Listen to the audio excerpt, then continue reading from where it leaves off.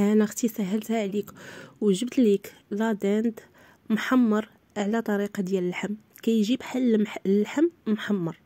المهم بالنسبه للطريفات ديال اللحم اللي غادي نخدم بهم باش نحمرو، غادي ناخذوا الملج ديال الفخذ، غتاخذوا من الملج. هنايا خديت كيلو ديال الملج والثمن ديالو راه رخيص.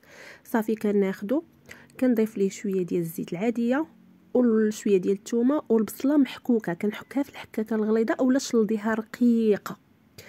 صافي هنا غنزيد شويه الملحه وغادي نخليه حتى كيتقلى وكتهبط ديك الزويته.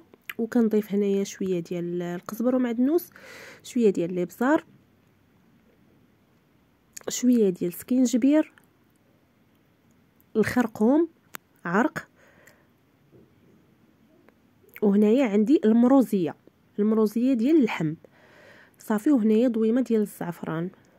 الا بغيتو ديروا الزعفران شعره ديروا الزعفران شعره، واحد العويه ديال القرفه. وغادي نقلي هاد المكونات مزيان باش تقلى ليا ديك العطريه. وكان احسن البنات الا عطرتوا هاد الملج هذا، عطرتوه خليتوه على الاقل واحد 2 سوايع 4 سوايع يبات كاع، كان من الاحسن.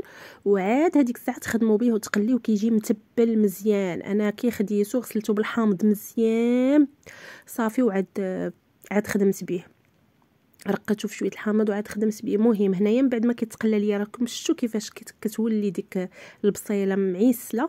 صافي كنزيد عليه الماء الكافي وكنخليه حتى كيطيب، كيجي على هذا الشكل هذا. وكنرافقه مع البرقوق. كيف ما لاحظتوا معايا البرقوق راه كلشي كيعرف الطريقه ديالو. صافي صايبت البرقوق بوحدو وخديت. وهنايا صافي هذا هو الطبق ديالي كنقدموه. شوفوا المريقه ديالو كيفاش كيجي بنين، كيجي غزال، ما تفرقيش بينه وبين بين اللحم. هو راه باين، اللي عارفه راه باين، ولكن راه كيجي غزال هكا باش تسهلها على راسك. وكيجي البديل ديال اللحم وراه كيجي غزال. صافي هنا كندير شويه اللوز هكا كيبان، الا شفتيه هكا في الشوفه راه كيبان بحال اللحم محمر.